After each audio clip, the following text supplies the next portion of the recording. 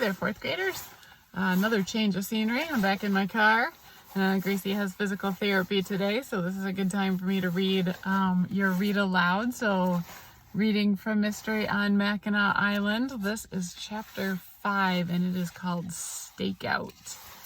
There's a picture that goes with that chap. Let's see. Picture there. Hiding out. By 7 o'clock the next morning, Hunter was on his way to town. It was Saturday, and he had to do Mr. French's work early. He had mowed the lawn and painted the lattice around the trash cans when Rusty saw him and came on the run. Today, Rusty was wearing a brown shirt and jeans. "Did you catch the guy?" he called. Hunter was puzzled. How could Rusty know about the attack on the cabin? Then it dawned on him Rusty was thinking about the man on the girl's bike. He told him what had happened. "Wow," the redhead exclaimed. "Now we have 2 mysteries. Did you add that to the notebook?" Hunter said the broken window had nothing to do with the bike mystery. Rusty answered you never knew. Maybe the thief was trying to scare Hunter into staying at home instead of hunting for bicycles.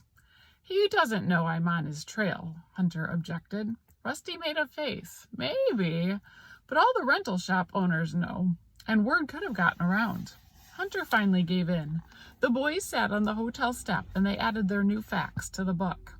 "I think our next move," Hunter said, "is to find out if that clubfoot fellow rented the girl's bicycle at another shop.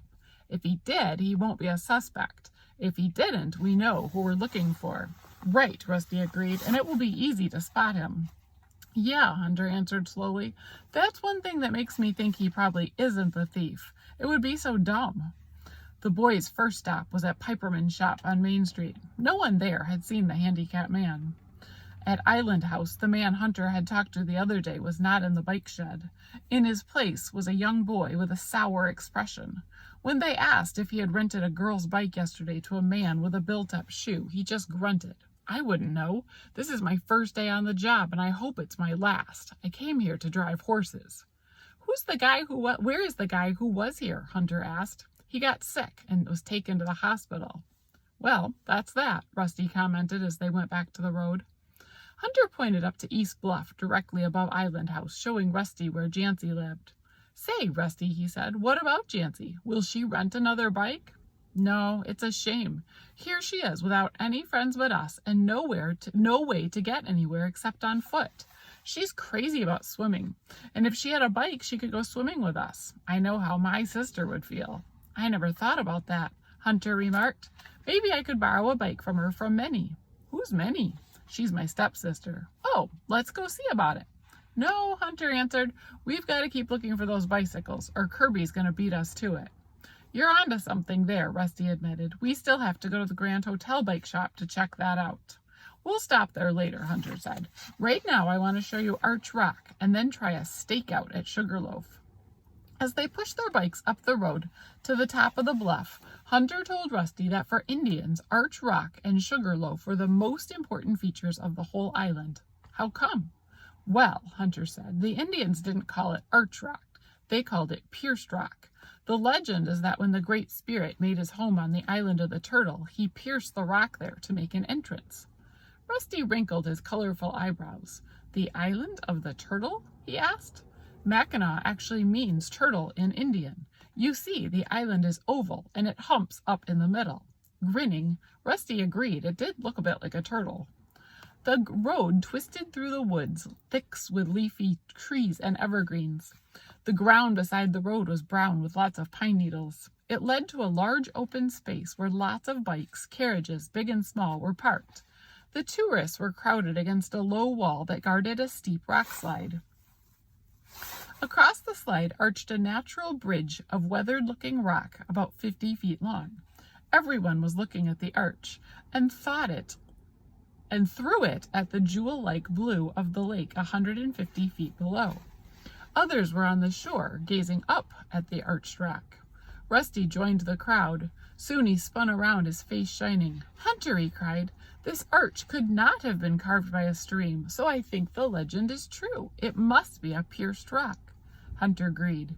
He offered to hold Rusty's bike so he could go to the souvenir stand and buy a guidebook.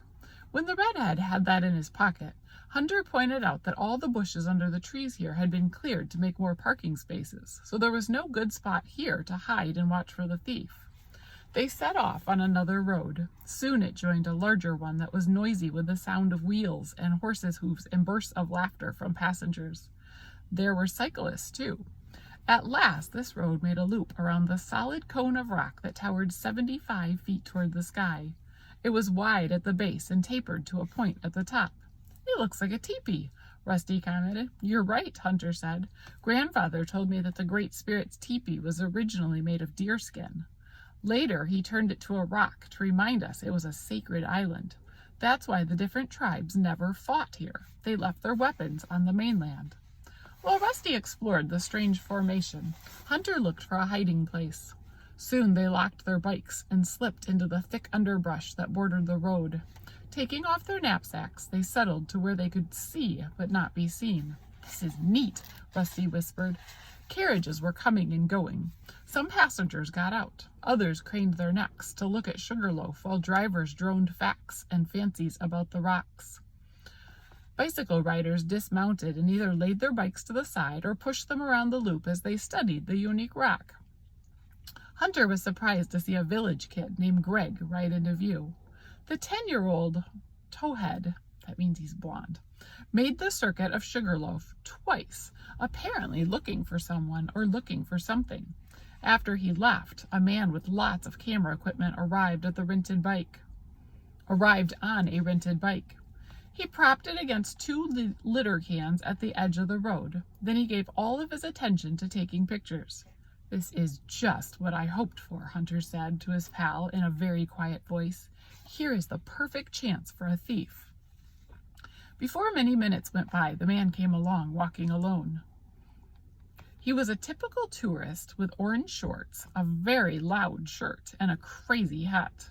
He was looking all around, not just at Sugarloaf. Hunter held his breath. The man was in no hurry and stood aside as a buggy and some more bicycles went by. When no others were in sight, he moved on, and then he seemed to be staring at the photographer's bike.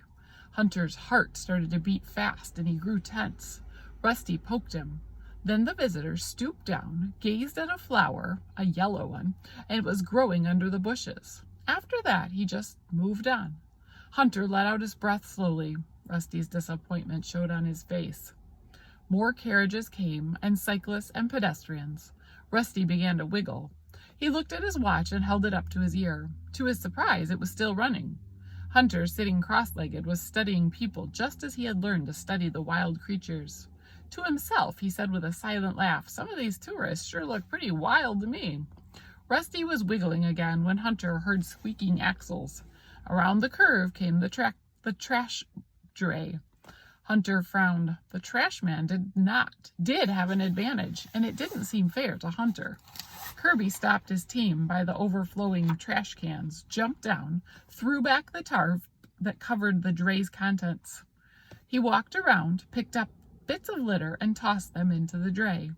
He studied the boys' bikes a minute and then looked around. Hunter decided to hide them next time they did a stakeout. At last, Kirby went back toward the trash cans. Instead of wheeling away the rental was there, he picked it up. Rusty gasped and jabbed Hunter with his finger. Kirby set the bike down against a tree, emptied the cans, replaced the tarp, and drove out. "Wow," Rusty said in Hunter's ear. "I thought he was going to put the bike in the wagon." "No," Hunter whispered back. "He's looking for the thief, same as we are." "Can we go swimming now?" Rusty asked. "My legs are full of pins." "I suppose so," Hunter said.